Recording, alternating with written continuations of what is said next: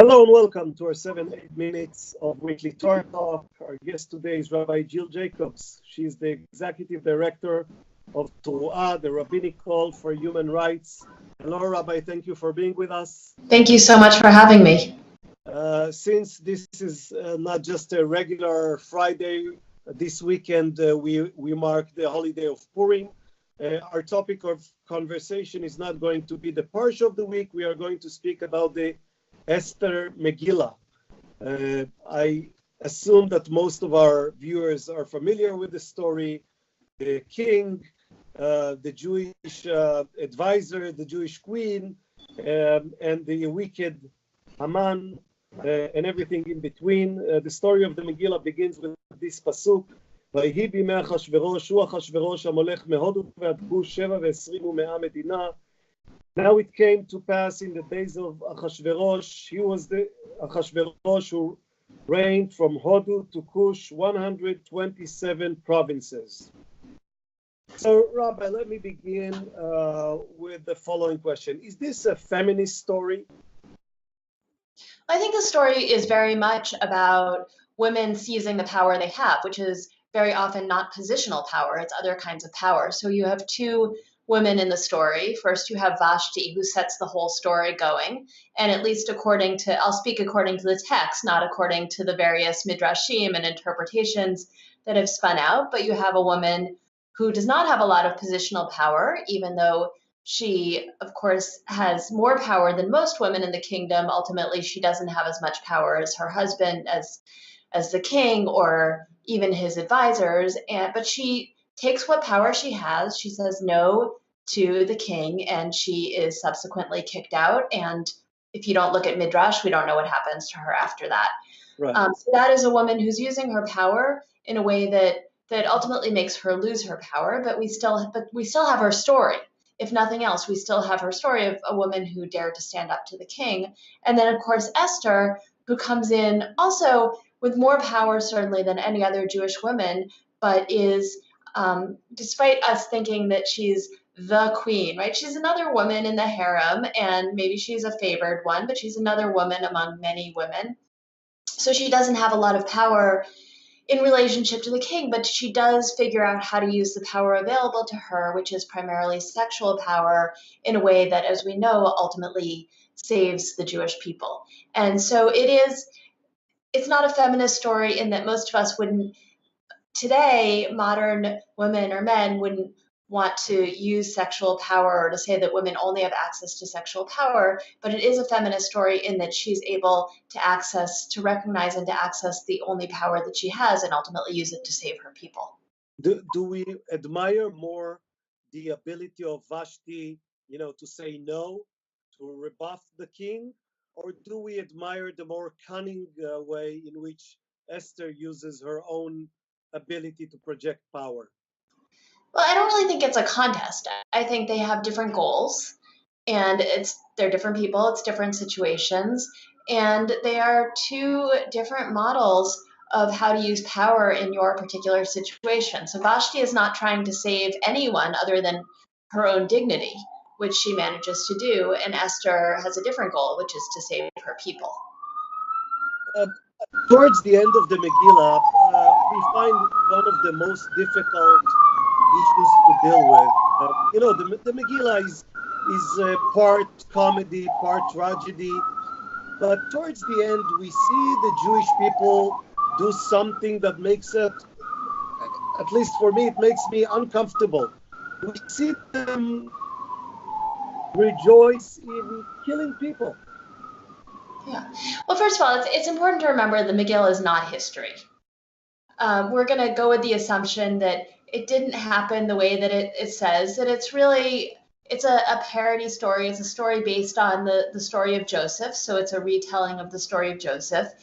And it's a story that is the Jewish people's acting out of a power fantasy, a people who's had the experience of being oppressed over and over, of always being a minority, hoping just to save ourselves. And it's a way of acting out this power fantasy. What would happen if we actually became the second in command as Mordecai does. And what would happen if we were able to play out all of our fantasies? What would happen if we were able to act toward non-Jews the way that they've acted toward us? So just to be clear, I don't really believe that this story is reflecting a genocide in history. I do think that it's reflecting the Jewish people acting out this fantasy that we don't act on, but maybe entertain. It's very similar in that way to later on to the Golem story, where we have the Golem who goes out and kills all sorts of people in Prague. Now that didn't happen historically, but it's a way of playing out that fantasy, that the powerless are wondering what it would be like to have power. And there's also a tragedy about it, because of course the way that it comes about, that this murder comes about, is because the king is completely powerless in the story, or at least he thinks he's powerless. He says, well, we've already sent this command, so people are already expecting that there's going to be a big mass murder going on, so the Jews are going out and defending themselves. Now, this is a king who doesn't see any other way out. He's not a very creative king who can figure out how it is that he could give another command or somehow show some leadership. He's just throwing up his hands and saying, I'm sorry, everybody's already planning a slaughter, so I guess that's all you can do is defend yourselves against the slaughter. When we think about the villains in this story, who's the more scary figure? Is it Haman, who openly wants to kill all Jews, or is it the king whose powerlessness or maybe idiocy or naivete, one of these things makes him accept Haman's offer?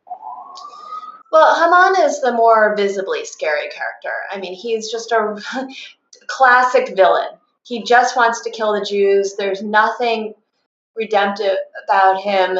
He's just the bad guy, the comic book bad guy. And like many of the comic book bad guys, he turns out to be pretty petty, to not have a lot of self-confidence, and to be fairly easy to defeat in the end. The king, of course, stays in power, and what does the king know? What doesn't he know? When Haman comes to him to ask permission to kill the Jews, does he actually know what he's agreeing to? We don't really know. So he's a much shadier character. He's the character who you can look at him and say, oh, well, I'm sure he didn't know. I'm sure he was a good guy. Kind of excuse him. I'm sure he had the best interests of the Jews in mind, but we can't ever really trust him. And that ultimately is, I think, the scarier character. It's not easy to go up against Haman and Paro and the other straight up villains, but at least it's really clear. It's harder when you have situations where somebody is not out there as a villain and yet is behind the scenes, maybe actively directing traffic or maybe just allowing himself to be directed. We're not really sure. Two things are visibly missing from the story of the Megillah. One is God, and the other one is the land of Israel, or Zion. How should we understand such absence?